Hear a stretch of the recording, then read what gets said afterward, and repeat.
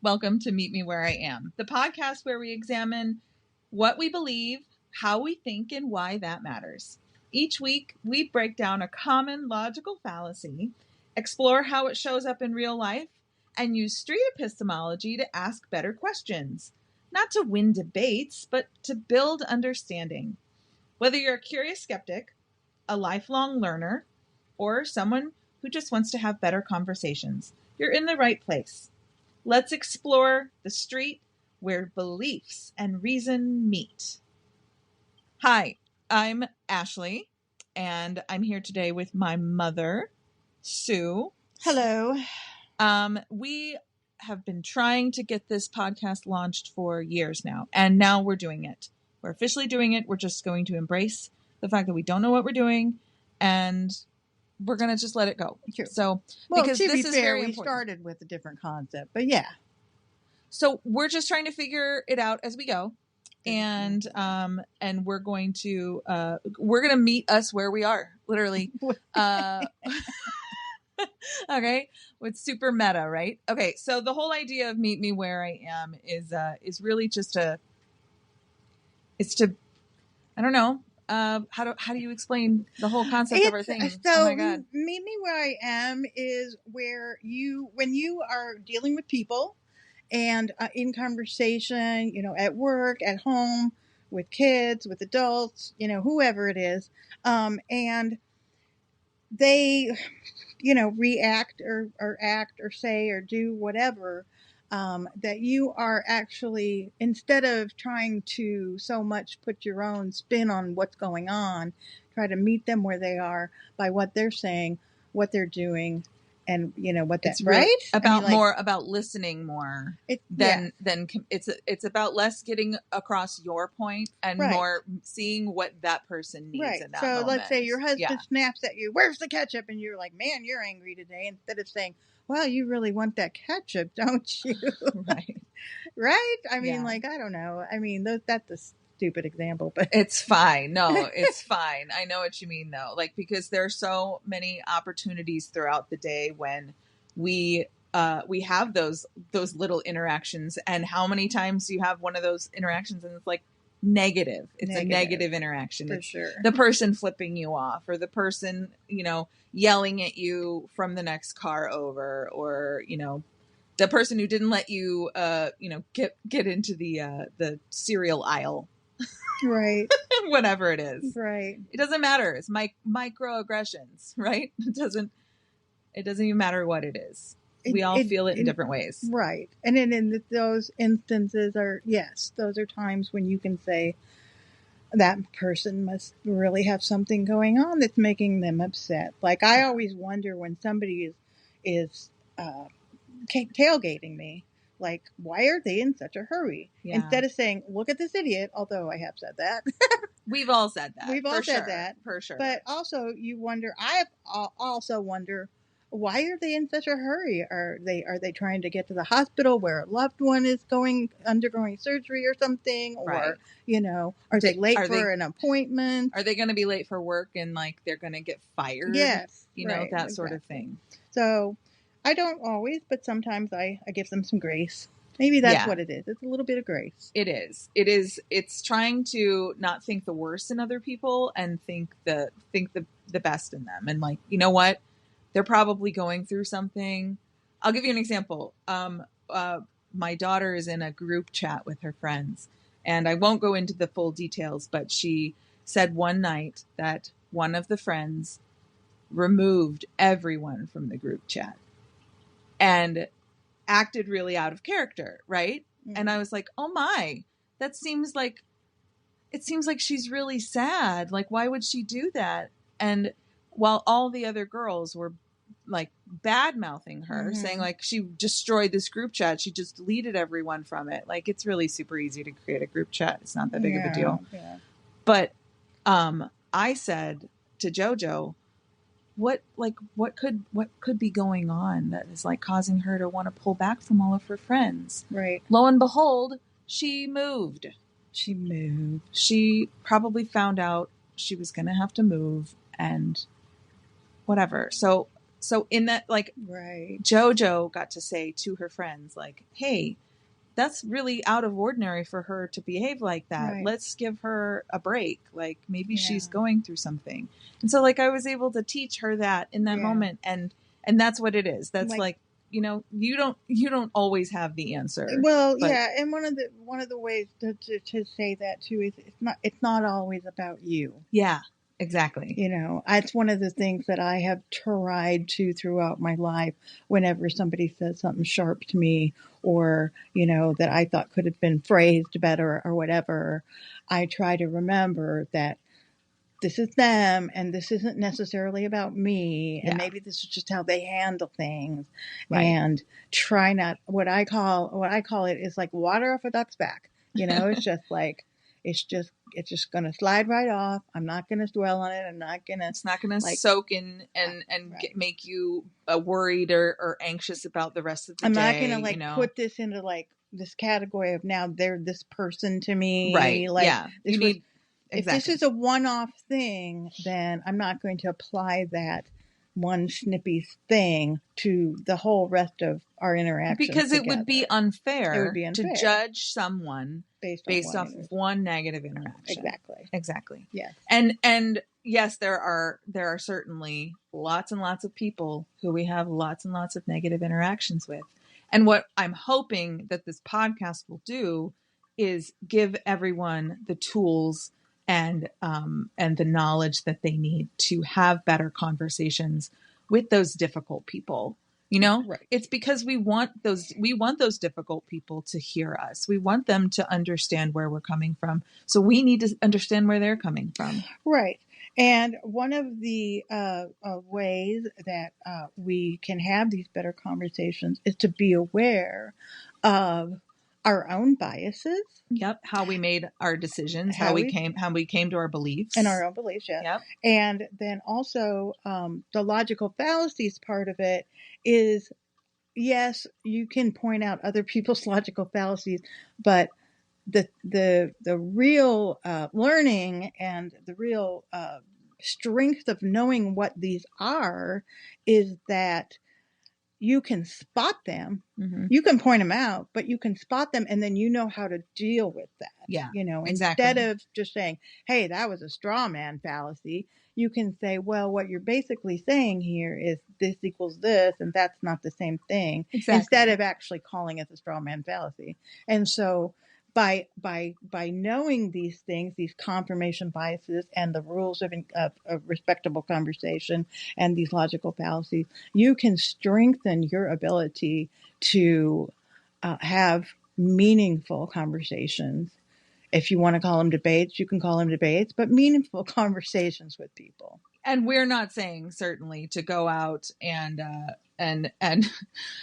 have those difficult conversations after one podcast. Oh, listen. Please don't do that. Please don't do that. We are not experts, but we are learning as we go, and we are also we're very enthusiastic about all of the things that we will teach you, because there are so many things that it's like once you learn the rules of baseball, it's a lot more fun to watch. You know what I mean? You understand what's going on. So it's like when you learn all these logical fallacies and learn how they appear in real life, then it's like, oh my God, that's what you're doing. You're doing this. And it's like, it's not that it's able to put you right into that spot. It's literally, you're able to like meet that person right where they are. Like, wow, you're doing that. Yeah, this is really true, because I've heard people mention some of these logical fallacies in some videos I've watched, and they'll be like,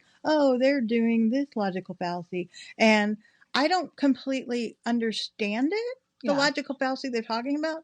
There are very few handful that I do understand. Yeah. So I immediately know what they're saying, and I can spot it too. And what I want to be able to do is is what they're doing is saying, here, this guy, what he just said, that's this fallacy. And what I want to be able to do is recognize that.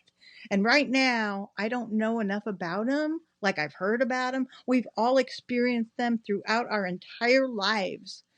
And now what I want to do is take that a step further and really understand what each one means and what each one is, so that when somebody says something to me, I can spot whether that's a valid argument or that's just a logical fallacy. Yeah. I want Because to some people are not going into the conversation with earns or with honest yes, intentions. exactly. Yes.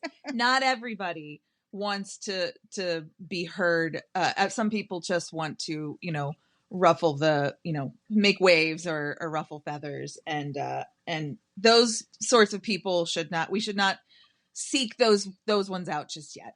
You're right. We'll get to, and this goes across all political spectrum, the entire political spectrum. Totally. Anyone who's too far either way really is hard to talk to and hard to reason with. But what was really interesting is that in my research for the beginning of this, I found a video that talked about logical fallacies in dating. And I thought that was really, really interesting. And we're going to talk about that, because when you hear, because it had like a boy and a girl, and he says, blah, blah, blah. And she's like, what? And then he just throws another one at her. And it was just like one right after another. And I'm like, very manipulative. But I've heard those from guys before. Yeah. And it's like, oh my God, that's what they were doing. Their argument was a logical fallacy, and I didn't know enough about it then to say, no, that's not a valid argument for what. I think there were some times when I did know that, but I didn't know what to call it. Right. And I didn't know how to point it out to them that wasn't valid. Yep. Once you give something a name, it takes away its power. It really did. It really does. Yeah. So we're hoping that that this podcast will help you on your journey to just being better people. We just want to be better people and want to give people grace. And honestly, I'm really stoked about it, because I want to learn these things, and so we're going to learn these things together.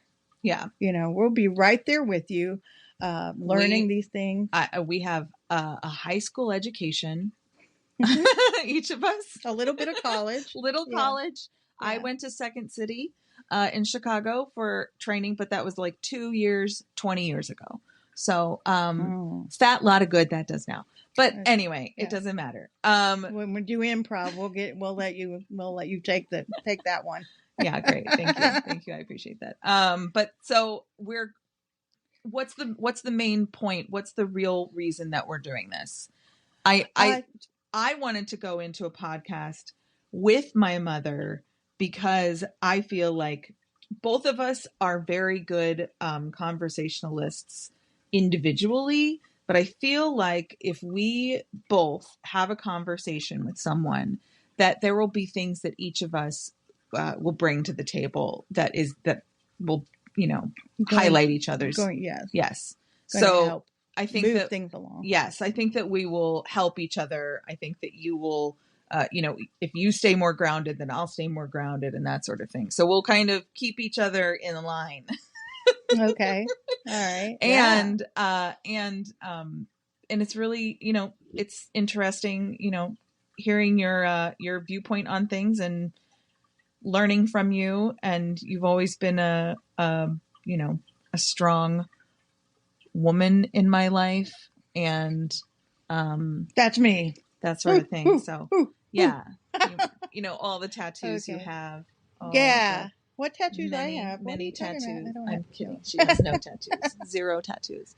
And that's funny that you say all those things, because sometimes I just don't see myself that way.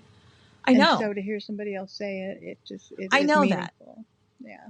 I know. And that's a problem that a lot of people have, a lot of moms have, a lot of people have, that negative voice in our head that is saying all of the worst things, and is I could have been a better mom. You can always be a better mom, but you did what you knew and Exactly. at the time. You have did. to take and realize that you did the best with the knowledge you had at the time. Yes. I just wish I had more knowledge. Right. But sometimes it takes 64 years to get there. Exactly. Exactly. Exactly. And that's what grandkids are for, right? That's right. But you're such a good mom that I can just be grandma to the grandkids. Exactly. Yeah, you don't have to be their mom. That's right. For sure. So, what's your reason? What's another reason that you... Another reason is that, so I was going to jump in on you earlier, but I let you finish your thought, is that one of the things that we've talked about is that, I don't know how to say this other than to say the words, okay? When a certain person was elected again into the White House, both you and I had a kind of a meltdown for a couple days, at least, maybe a week. It was 2 days for me. Yeah, it was exactly 2 days. And then there was a point where we said these conversations they're not being effective. Between different political views, but even friends of ours that, they hold different political views. Yes, even very reasonable, well-balanced friends of ours had recently been showing signs of extreme anxiety and stress and fear, all of those big emotions. And so right after that's the election. One of the things that we talked about is with these ideas is to be able to meet people where they are, is to better be able to communicate with them and have these better conversations where you're aware of all these things, the logical fallacies and the biases, and how you can get, in order for people to change, they're not going to change by what I call blowing down their house. They have a belief system, and their house is, inside of their house is this belief system. And when you start banging down the wall, it's made of brick. It's people are very stubborn in their beliefs. So yeah, it's brick. It's so when you try to tear down the wall, basically people get defensive because you're basically tearing down their house. Yes. What this does, and what we're trying to learn and to do, is to meet them where they are, meaning, how did you come to this belief? Why do you believe what you do? What is your confidence level that belief? Do you think that the steps that you took to get to this belief were valid, concrete, logical steps? Or, in other words, you're not tearing down the walls. You're just like knocking on the front door saying, hey, can we talk about it? Yeah. Yeah. It's not that we want to tear down your entire belief system. No. Of course not. That's not what we're saying. Because that's another thing too, is that even I have recognized that I have beliefs that I've never really questioned why I believe that way. Right. And I think we all do it. And that's the thing, is that, like, yes, my sister once said, do I question everything? And at the time I said, yeah, pretty much. But now I realize I really didn't. And so, but I think that it's good to, from time to time, question your beliefs, because you might change your mind about where you stand. And yeah, just like you got to keep trying new foods, because every 7 years your taste buds change. Like, you could find out that you're really bad at, communicating, and like, you really need to, stop and listen with your ears and less with your mouth, like that sort of thing. Like, I found out in my 20s that I was a huge jerk. And like, I would poo-poo on people's parades for absolutely no reason other than to be a jerk. So my thing is that I avoid confrontation. Oh yeah. And so if somebody says something sharp to me, I'll be like, okay, bye. I'm going to go do my job or do whatever and get away from you. And I'm not going to confront you. Yeah. I'm very non-confrontational. And I think there are times when I wished I could have been at least give a little blowback, not per se an argument or a debate, but just like, I don't like when you talk to me that way or something like that, Yeah. And just really to let them know that they've affected you. Yeah, that they Yeah. crossed a little line with Right. me, and I just let them cross it, and I just like go process it, go cry in the bathroom, whatever, and then I'm like, okay, forget about it. It's over. It's done. Another It's thing in the that past. you might do, though, and which we all certainly should do, is to seek out and talk about it with someone.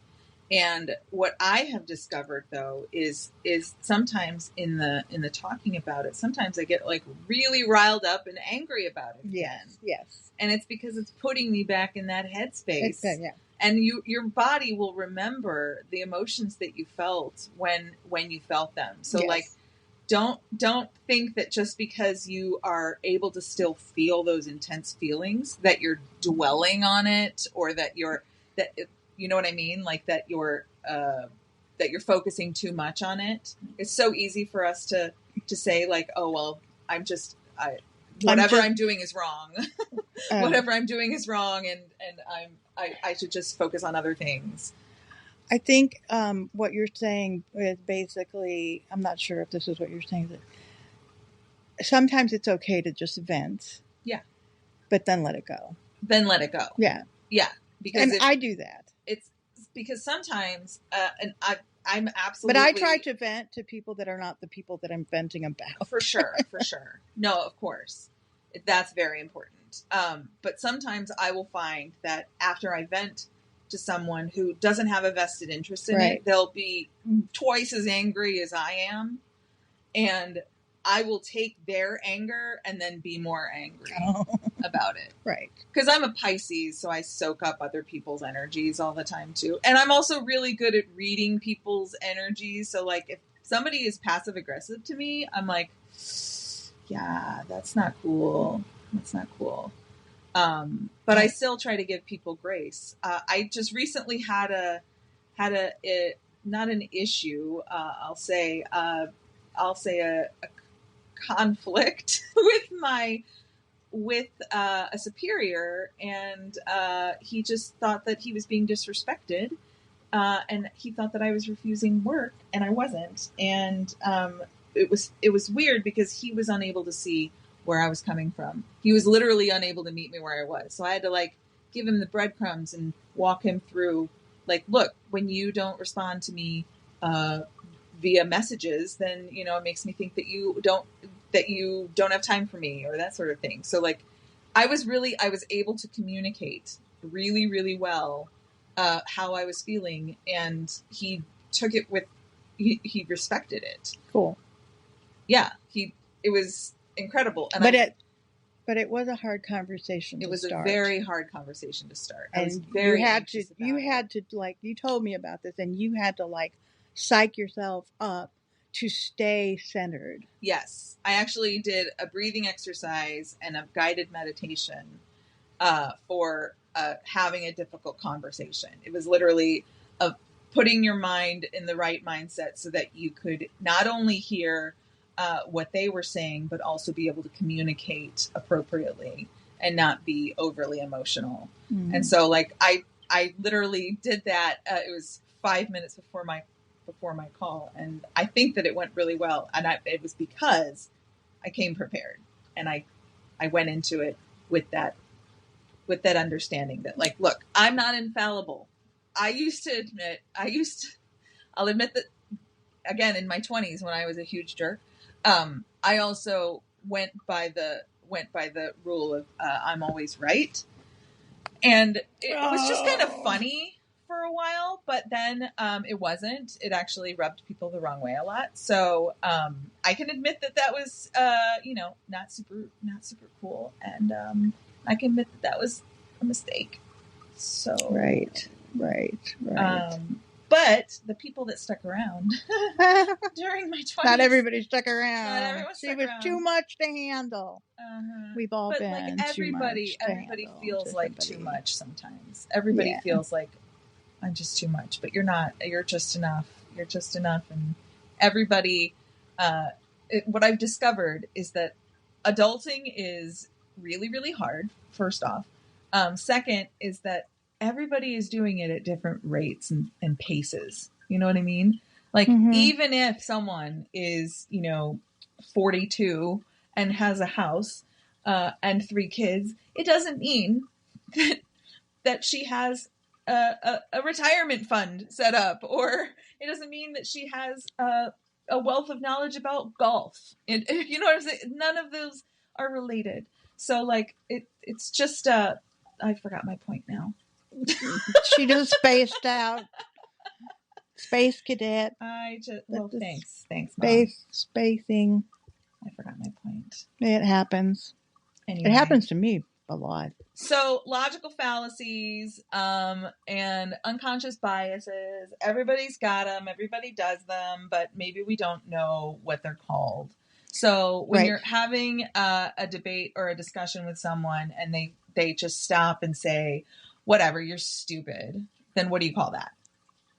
So, first of all, they could be stupid, but it could just be a generally fact, speaking, it would be called an ad hominem attack. Yeah. Where you're attacking the person or their character. You're totally ignoring everything that they've said and just jumping directly to a personal attack. A personal attack, a character assassination, basically.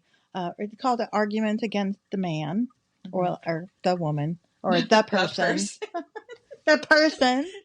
See how hard that was to go the person? No, it's the right word. It's actually the person.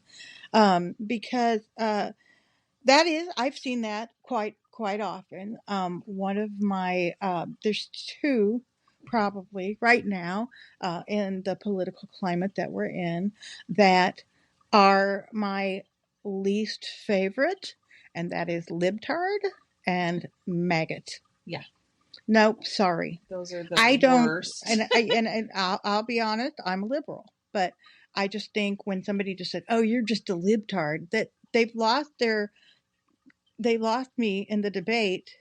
They have no interest in actually understanding you. At that point, when you just say, "Oh, you're just a libtard," then they've thrown all decorum out the window. Right. It's just Oh, I remember one now. Somebody once said, "I've been brainwashed by the liberals." Oh, that was from And so that's kind of an ad hominem. You're brainwashed, so you just don't even know what you're talking about. Don't even know what you're talking about. That's about. right. Yeah. You're stupid. Yeah. You're an idiot. Do you kiss your mother with that mouth? Yeah, those kinds of things. They're not attacking the argument. They're attacking maggot tea. Also is one that I just don't think people should use it because it's not. We're not going to meet anywhere if you're just calling them names. You're not going to bridge any divide by calling the other side names. And I have to look this up right now, but it's a Margaret Thatcher's quote. It's not a quote because I'm not quoting it because I don't know what the quote is exactly, but she basically said something to the effect that I always cheer up immensely whenever somebody attacks me personally because then I know they have no political argument left. Again, not the exact quote, general concept.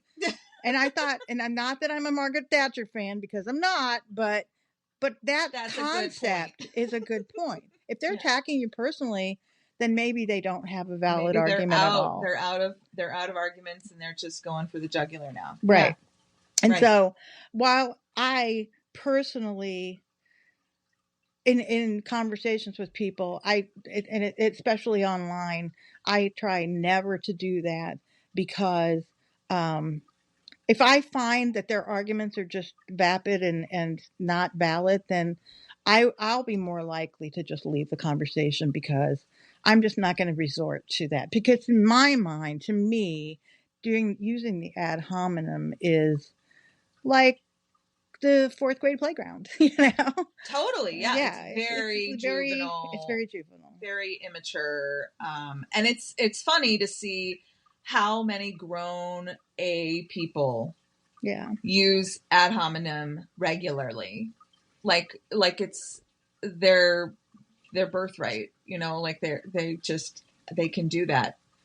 And I think that one of the things that struck us after the election was this idea that there was this majority of people that voted. I'm also a liberal, but I was the 2 days after the election kind of liberal that was like, they're saying they elected him again, knowing everything that he's done and everything that he is. They elected him again. Holy wow! What? Like that? How is that possible? It must be that they felt heard. They did. It's like, and that's the whole kit and caboodle right there. Is if your candidate helps you to feel heard, they're going to vote for you. So yes.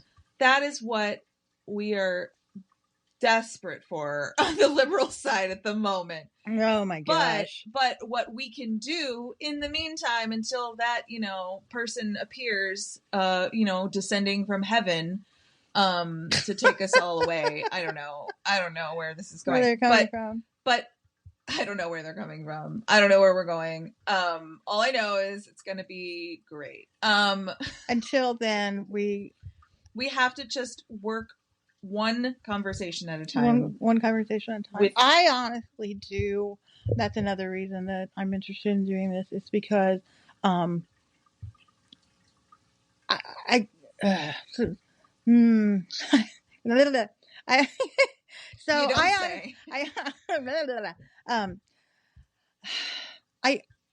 don't know if I can fully understand where some Trump supporters are coming from, but I think that it's probably a better idea for me to try to understand than to not try to understand. Yeah. And because I live in this country, and I'm an American, I'm a patriot, but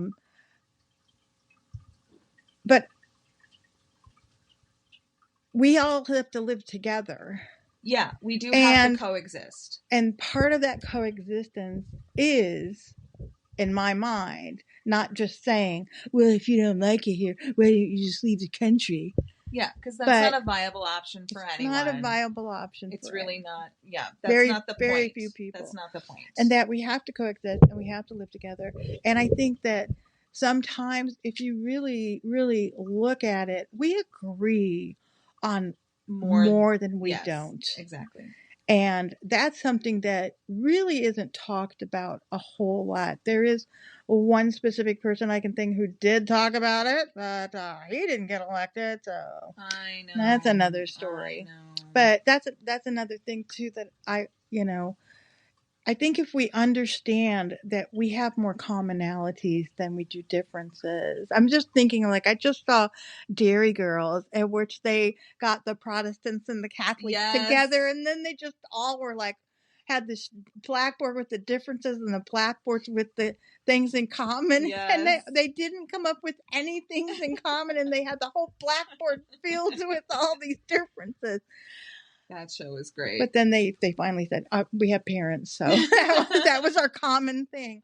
But I think that if we look at it a little harder than that, that we're going to find that we have a lot more in common than we think. And truthfully, it's peeling back one layer.